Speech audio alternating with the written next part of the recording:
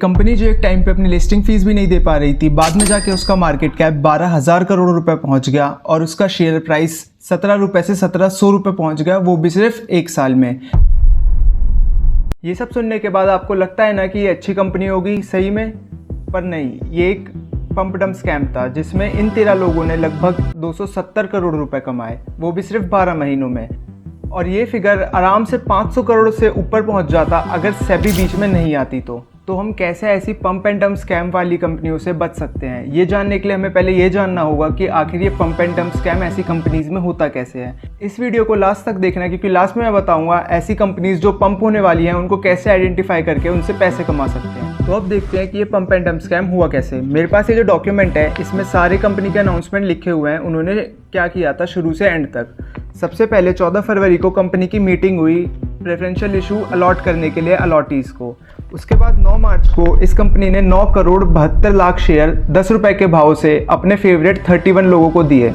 उसके बाद 18 अप्रैल को मैनेजिंग डायरेक्टर के साथ साथ 2 लोगों ने कंपनी के टॉप ऑफिसर्स ने रिज़ाइन किया। उनके जो शेयर्स थे वो अक्टूबर तक लॉक थे, यानी अक्टूबर तक वो अपने शेयर्स नहीं बेच सकते थे।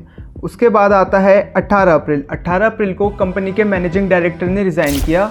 उसके साथ 5 नए लोगों को अपॉइंट किया गया कंपनी की टॉप पोजीशन पे। उसके बाद आता है मई में इन जो अलॉटीज़ थे इन्होंने अपनी शेयर्स की पूरी रीपेमेंट करी, जिससे इनके जो शेयर्स थे वो इनके अकाउंट में क्रेडिट हो गए। अब आता है जून में कंपनी का नाम क्राफ्टन डेवलपर्स लिमिटेड को से चेंज करके भारत ग्लोबल डेवलपर्स लिमिटेड कर दिया गया, ताकि लोगों को भारत का नाम सुनते ही आसानी हो और वो आसानी से इस पर ट्रस्ट कर सकें। उसके बाद आता है अगस्त में फिर से कंपनी ने प्रेफरेंशियल इशू अलॉट करके इसके 10 लोगों को 35 लाख शेयर्स अलॉट कर दिए। तो अब इन लोगों पे जो शेयर हैं वो सस्ते भाव पे तो मिल गए, पर अब इन्हें बेचने भी हैं और पब्लिक कब शेयर खरीदेगी, जब कोई अच्छी न्यूज़ आएगी। तो अब आता है अक्टूबर, जब इनके लॉकडाउन पीरियड खत्म होता है, यानी अब ये शेयर बेच सकते हैं। तो अब फेक न्यूज़ आना स्टार्ट होती है। सबसे पहली न्यूज़ आती है 4 नवंबर को कि इस कंपनी को मकेन एग्रो से 300 करोड़ का ऑर्डर मिला है। उसके बाद अगली न्यूज़ आती है 7 नवंबर को कि इस कंपनी को रिलायंस इंडस्ट्रीज से 120 करोड़ का ऑर्डर मिला है। उसके बाद 21 नवंबर को ये न्यूज़ आती है कि दुबई की सब्सिडरी से इस कंपनी को लगभग 251 करोड़ का ऑर्डर मिला है। उसके बाद फिर 26 नवंबर को एक ऐसी न्यूज़ आती है कि यूपीएल एग्रो से 156 करोड़ का ऑर्डर, और फिर 11 दिसंबर को Tata agro and consumer limited से इन्हें लगभग 650 करोड़ का ऑर्डर मिला है। और अब मज़े की बात यह है कि ये जो सारे ऑर्डर थे ये फेक थे। इन्होंने बस किया ये कि एक कंपनी ली जो बहुत फेमस है, उसका नाम के आगे रैंडमली एग्रो चिपका दिया और फिर न्यूज़ निकाल दी। ऐसी कोई कंपनी एग्जिस्ट ही नहीं करती थी, ये सारी कंपनीज फेक। तो ये जो सारी न्यूज़ थी इसको फैलाने के लिए इन लोगों ने इन्फ्लुएंसर्स को पैसे दिए स्टॉक प्रमोट करने के लिए, और डिजिटल मार्केटिंग कैंपेन भी चलाया ताकि स्टॉक प्रमोट हो और न्यूज़ फैले और जो रिटेलर्स यानी पब्लिक है वो शेयर को खरीदना स्टार्ट करें और ये ऊपर के भाव पे बेचना स्टार्ट करें। दिसंबर 2024 तक इस कंपनी का शेयर प्राइस लगभग 1700 रुपये पहुँच चुका था with a market cap of around 12,000 crore. Can you believe this? और इसके बाद आती है अब सेबी, क्योंकि ये जो कंपनी थी इसकी काफ़ी न्यूज़ फैल रही थी तो सेबी को इन्वेस्टिगेट करना था, तो उन्होंने किया और उनकी इन्वेस्टिगेशन में ये पता चला कि 1 नवंबर से लेकर के 20 दिसंबर तक इस कंपनी के जो 13 लॉटीज थे जिनको 10 रुपये के भाव पे शेयर मिला था, उन लोगों ने ये लगभग मार्केट प्राइस यानी 1700 रुपये पे शेयर बेच के लगभग 270 करोड़ रुपए का प्रॉफिट कमाया, वो भी सिर्फ एक साल में। और सेबी की इन्वेस्टिगेशन में एक और नाम निकल कर बाहर आया जिसका नाम था महादेव मनुभाई मकवाना, जो कि एक अलॉटीज था जिनको शुरू में ये शेयर 10 रुपये के भाव पे मिले थे।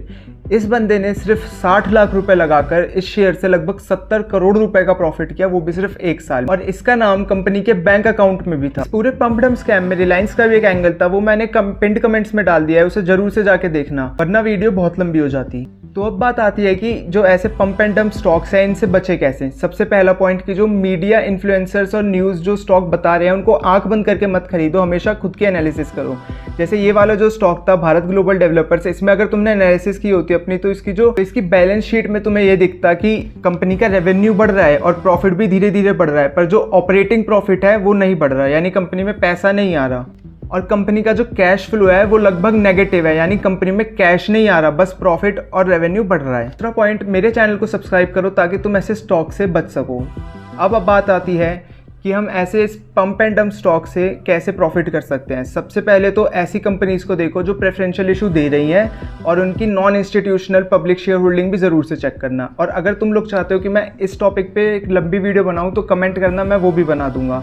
और ये वीडियो उन लोगों के साथ शेयर करो जिन लोगों ने ये शेयर खरीदा था, भारत ग्लोबल डेवलपर्स।